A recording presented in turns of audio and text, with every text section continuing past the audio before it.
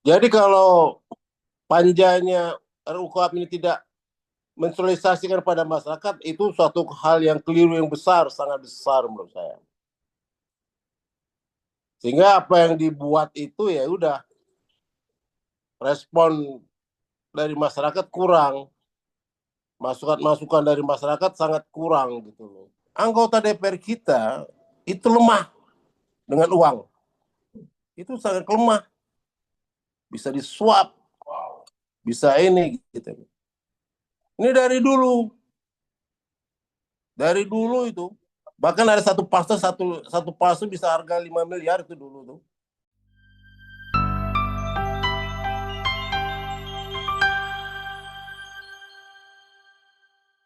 Pertama, saya ingin mengkritisi pembahasan RUU KUHP ini. Dia kurang sosialisasi. Pertama, pembahasan ini banyak masyarakat Indonesia ya tidak tahu, kurang disosialisasikan. Syarat untuk membuat undang-undang itu harus disosialisasikan ke masyarakat. Kenapa? Karena biar masyarakat tahu. Karena ini kepentingan masyarakat. Undang-undang ini adalah untuk kepentingan masyarakat banyak, masyarakat umum terutama. Jadi kalau panjanya RUU KUHP ini tidak mensosialisasikan pada masyarakat, itu suatu hal yang keliru yang besar, sangat besar menurut saya. Sehingga apa yang dibuat itu ya udah respon dari masyarakat kurang, masukan-masukan dari masyarakat sangat kurang gitu loh.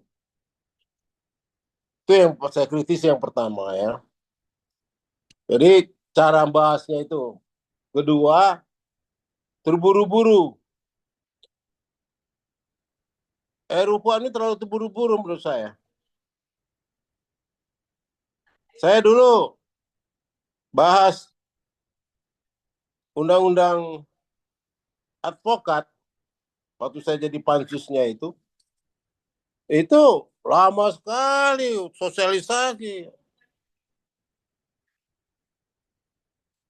Jadi nggak terlalu keburu-buru gitu loh. Ini kelihatan RUU KUHP ini dipaksakan untuk cepat selesai. Tujuannya apa? Analisa saya. Ini untuk supaya reformasi polisi yang diketuai Jimli itu yang dibilang oleh presiden itu nggak bisa apa-apa gitu loh. Untuk melemahkan reformasi polisi ini itu akibatnya apa? Untuk apa juga? Untuk apa reformasi? Uang undang-undangnya udah selesai, KUHP udah selesai, KUHP udah selesai, undang-undang kepolisian udah selesai. Jadi kuncinya di situ gitu loh. Yang fair lah kalau mau membahas undang-undang itu jangan ada kesan ini, aduh, diburu-buru gitu loh. Saya kan dulu pernah di Komisi 3 juga DPR. Artinya ya udah tau lah, lobby-lobby Polri ini luar biasa ke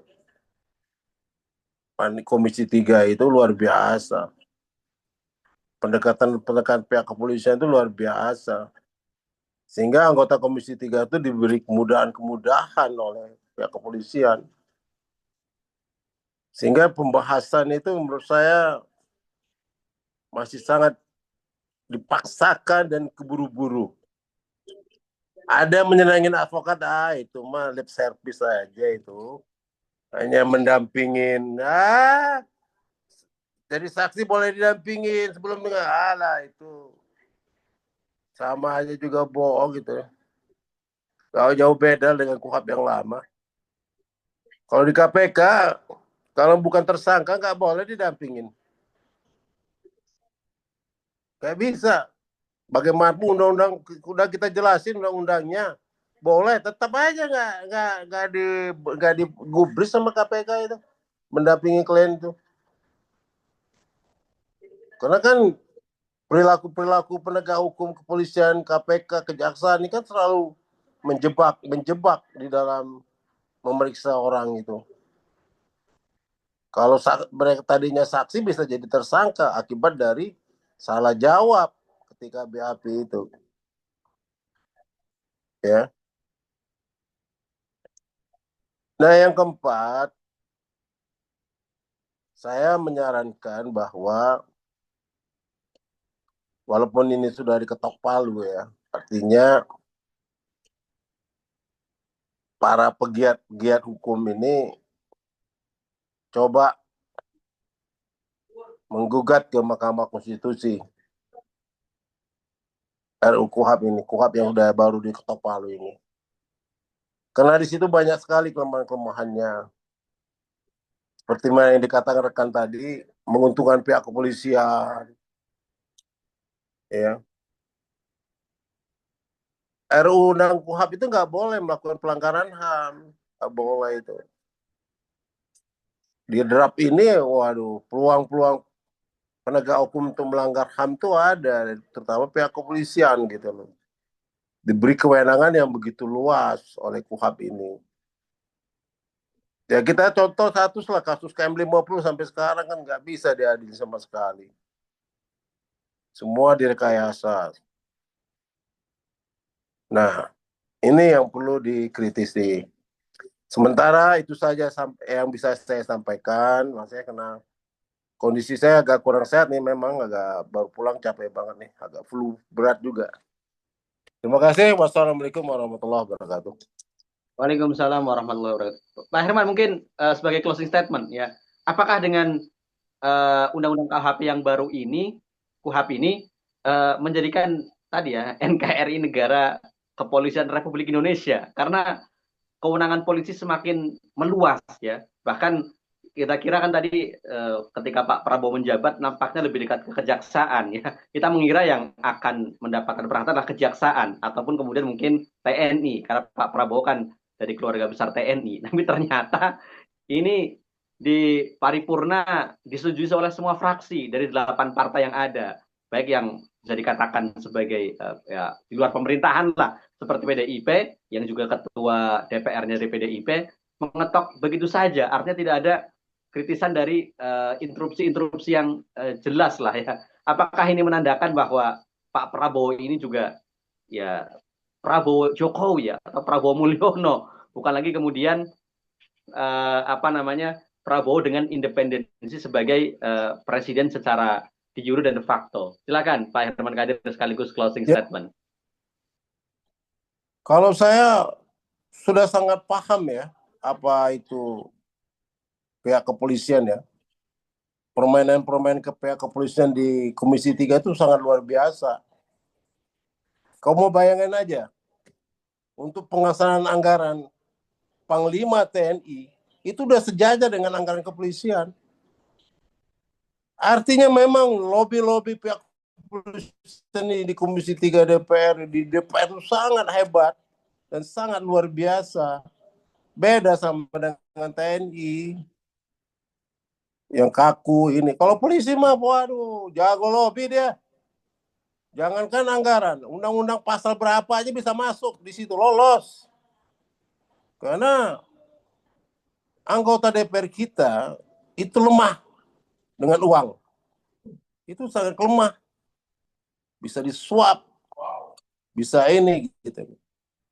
Ini dari dulu. Dari dulu itu. Bahkan ada satu pasal bisa harga 5 miliar itu dulu tuh. Pembuatan undang-undang itu ngeri kita. Jadi itulah saya bilang tadi, kehebatan pihak kepolisian ini dia selalu jago melobi-lobi di dalam pembuatan undang-undang. Dengan APBN-nya aja, wah luar biasa. Kau bayangin aja anggaran APBN kepolisian itu sama dengan Panglima ABRI itu ada berapa TNI tuh? Angkatan Darat, Angkatan Laut, Angkatan Udara, 3. Dia cuma 1. Masa sama besar anggarannya dengan pihak kepolisian, dengan TNI, Panglima TNI. Itu ada apa? Kalau nggak ada apa-apanya nggak mungkin bisa lolos itu. Itu. Artinya kita udah tahu lah, apapun ya, sepanjang parlemennya tidak jujur, anggota parlemen tidak jujur, ya tidak mau berpihak pada rakyat, percuma aja itu. Apapun undang-undang itu akan dibuat pasti merugikan rakyat banyak dan mementingkan kepentingan institusi. Ya kalau KUHAP ya udah jelas lah, untuk kepentingan institusi kepolisian, udah pasti itu, udah pasti itu. Itu, kau bayang aja, para penembak-penembak KM50 itu bisa bebas di PN. Coba ada apa itu? Udah jelas itu orang ditembak mati 5 orang itu tetap. Kok bisa hukumnya bebas oleh Pengadilan Negeri Jakarta Pusat Selatan itu? Artinya ada apa? Arti udah ada apa-apanya memang. Ya saya nggak, udahlah permainan semua ini repot kita. Penegakan hukum di Republik ini jangan berharap lah, ya. Jangan berharap lah kalau selagi anggota dewannya yang tidak reformis, tidak jujur dan tidak berpihak pada rakyat, udah percuma aja itu. Perubahan undang-undang itu percuma, nggak ada artinya menurut saya. Karena undang-undang yang dibuat tidak berpihak kepada rakyat dan tidak berpihak kepada masyarakat. Justru berpihak kepada para penegak hukum itu sendiri. Kasihan saya nanti. Kasihan, masyarakat banyak ini kasihan. Ya, hukum bisa dipermainkan. Hukum itu bisa dipermainkan dengan sesuka hatinya gitu.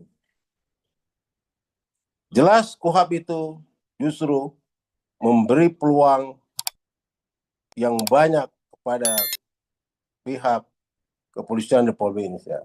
Terima kasih. Wassalamualaikum warahmatullahi wabarakatuh.